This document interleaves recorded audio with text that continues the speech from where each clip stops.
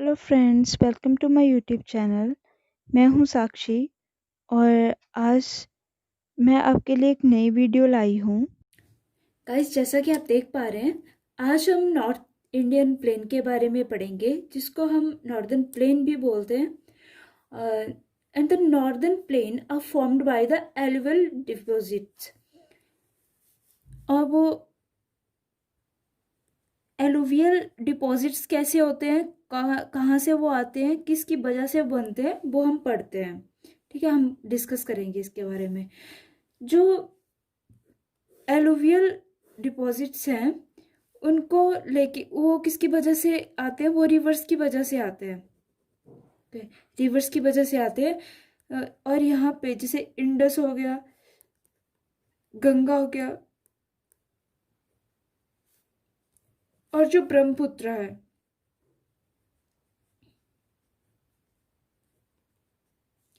ये तीन काफी बड़ी रिवर्स हैं और इनकी वजह से काफी ज्यादा एलुवियल डिपॉजिट जो हैं वो इनके द्वारा लिए लेके जाते हैं ये। ओके, ये रिवर्स जो हैं वो डिपॉजिट इकट्ठे करती हैं। सो मैं आपको यहाँ पे मैप से बताती हूँ कि इसकी जो प्रोसेस है, एलुवियल डिपॉजिट्स किस तरह से ये लेके आता है, कहाँ से ये शुरू होता है, इसका सोर्स क्या है रिवर्स का, वो सब हम पढ़ेंगे।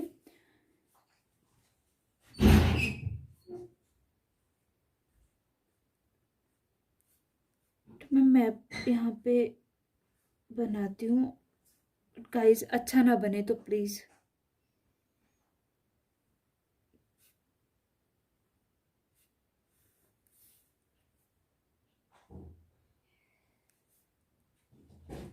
ये रहा हमारा मैप। और मैंने आपको क्या बताया था, ये जो रेंज है यहाँ पे कौन सी आती है, ये पड़ती है हिमालय की। ठीक है, और यहाँ पे मैंने आपको बताया था ये है, यहाँ तक है ये ओनली। ये वाला पड़ता है रीजन, कौन सा, ये नॉर्दर्न प्लेन वाला। ठीक है, ये वाला रीजन पड़ता है नॉर्दर्न का। तो जो यहाँ पे रिवर है, वो उसका सोर्स क्या है, रिवर का सोर्स ये वाली जो रिवर है इनका सोर्स है, ओरिजिन होता है इनका ग्लेशियर से। ग्लेशियर जो बर्फ से इतने बड़े बड़े ग्लेशियर्स बनते हैं, ठीक है, उनकी वजह से जो जैसे धूप पड़ती है, बर्फ पिघल के वो जो पानी जाता है, वो ड्रेन करता है फिर कहाँ पे, यहाँ पे आ गया हमारा, यहाँ पे ये ड्रेन हो रहा है, ये इसका माउथ है, ड्रेन हो रहा है यहाँ पे, कहाँ पे, ओशियन में। और वी कैन से कि यहाँ पे ये ड्रेन होता है बे ऑफ बंगाल में। बे ऑफ बंगाल में ये ड्रेन होता है, कहाँ से ओरिजिन हो रहा है इसका, ग्लेशियर से। और ये जब रिवर्स के थ्रू जाता है और ड्रेन हो जाता है कहाँ पे, बे ऑफ बंगाल में। अब हम नेक्स्ट करते हैं कि जो जैसे वाटर का ओरिजिन हो रहा है यहाँ से लेके यहाँ तक, इसमें कौन कौन से कोर्सेज आते हैं उनके बारे में हम पढ़ेंगे। तो इनके बीच में मैं आपको ऐसे बता दूं, इनके बीच में हमारे पास तीन टाइप के कोर्सेज होते हैं, थ्री टाइप्स के कोर्सेज। फर्स्ट है हमारे पास अपर कोर्स, सेकंड है लोअर कोर्स,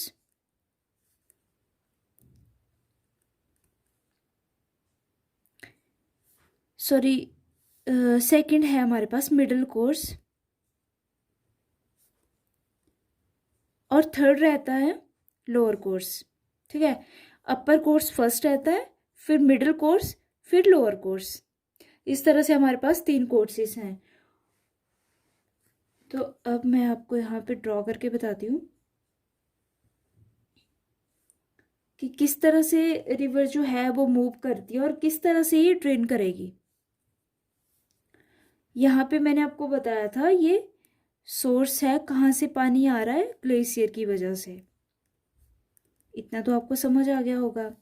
और यहाँ पे क्या हो रहा है, ड्रेन हो रहा है। कहाँ पे हो रहा है ड्रेन? बे ऑफ बंगाल में। बे ऑफ बंगाल में जाके ये ड्रेन हो रहा है। सो इसके बीच में जो कोर्सेस हैं वो हम देख लेते हैं। तो यहाँ पे ये और इसके बीच में जो ये कोर्स बन रहा है इसको बोलते हैं अपर कोर्स।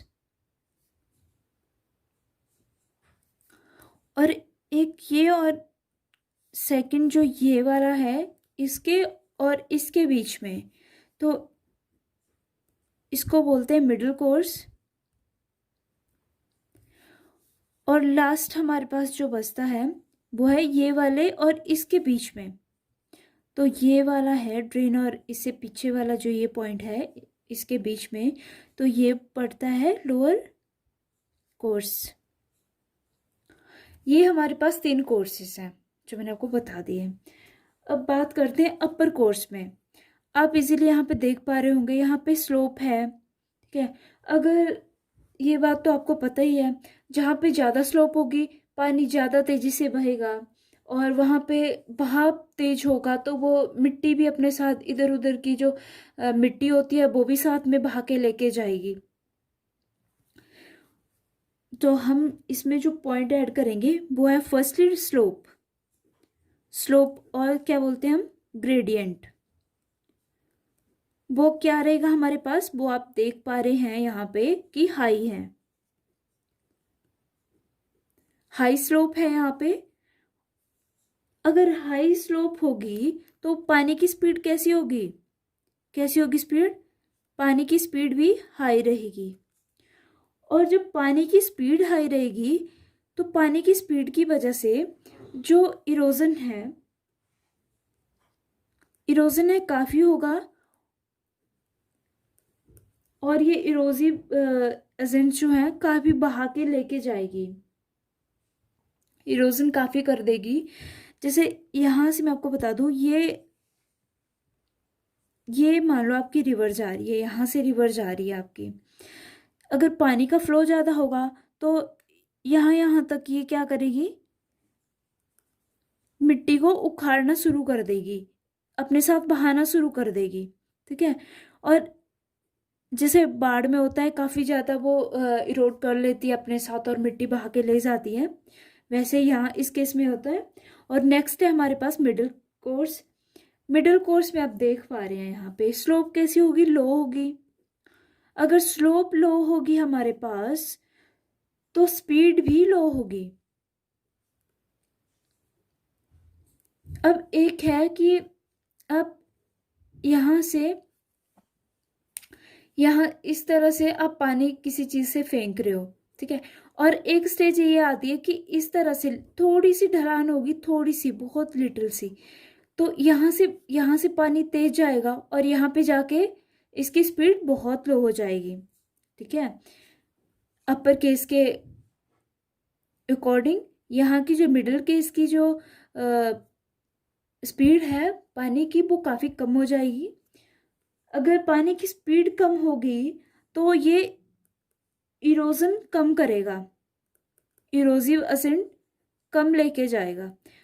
जब इरोजिव एजेंट कम होंगे तो ये डिपॉजिट करना शुरू कर देगा।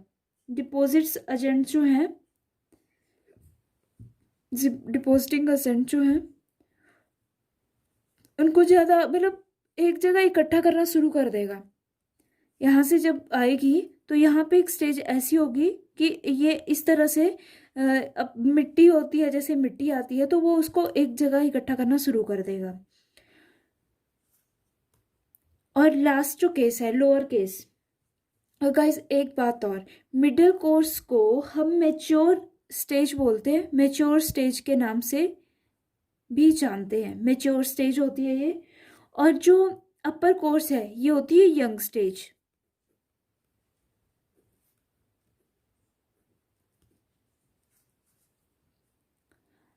और लास्ट है लोअर कोर्स में। लोअर कोर्स में स्लोप होगी बिल्कुल जीरो, स्लोप और gradient we can say also. वो बिल्कुल जीरो के मुताबिक होगी, और स्पीड क्या होगी, स्पीड भी बिल्कुल जीरो होगी। और जो ये क्या करना शुरू कर देगा, डिपॉजिट्स जो होंगे, डिपॉजिटिंग एजेंट जो होते हैं, उनको एक जगह किसी चीज को, जैसे मिट्टी आ रही है, कुछ भी आ रहा है, तो उसको एक जगह इकट्ठा करना शुरू कर देगा। और इसको क्या बोलते हैं हम, इसको जानते हैं ओल्ड स्टेज के नाम से। तो यंग स्टेज, आपको पता ही है कि यंग स्टेज में आप इस तरह से भी याद रख सकते हो, यंग स्टेज में काफ़ी होता है, फुकरापंती होती है बंदों में कि हाँ हम ये कर देंगे वो कर देंगे। फिर जब मैच्योर स्टेज में आते हैं तो थोड़ा समझने लगते हैं कि हाँ क्या कैसे हो रहा है, तो आप इसे याद रख सकते हो। और ओल्ड स्टेज में बुढ़ा ही हो जाता है कोई, तो फिर वो कुछ नहीं कर पाता है। और यहाँ पे भी आप देख सकते हैं कि स्लोप जीरो हो जाती है, वो कुछ नहीं कर पाता है, स्पीड भी बिल्कुल जीरो हो जाती है। और बस वो डिपॉजिट करता रहेगा, जो भी एजेंट आएंगे उसको डिपॉजिट करता रहेगा एक जगह।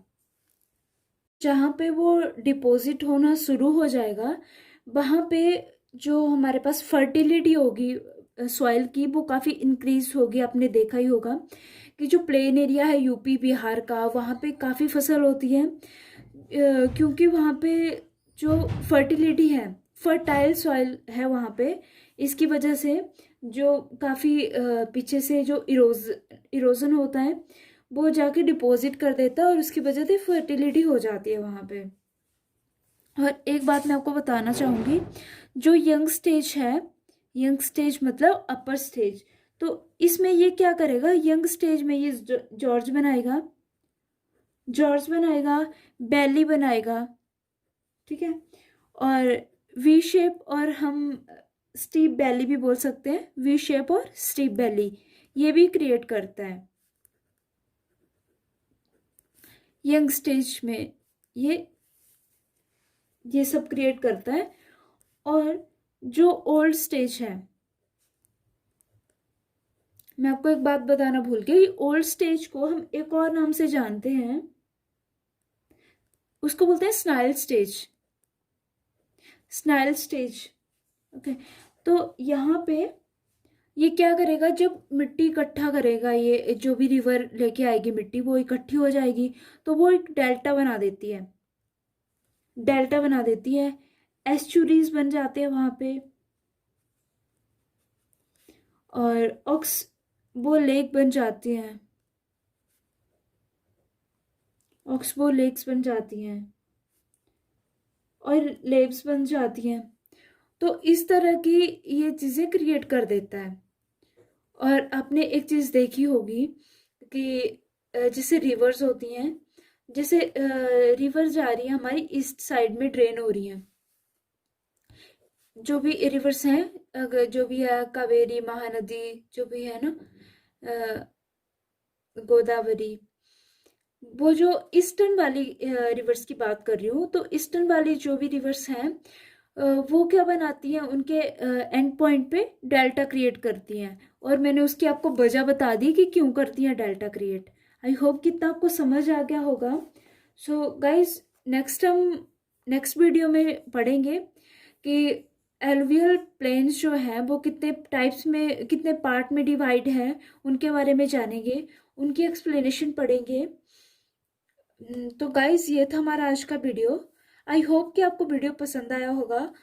If you like the video, please hit the like button and share and subscribe my channel, and don't forget to hit the bell icon for the new notifications. So thank you so much guys, thank you so much for watching.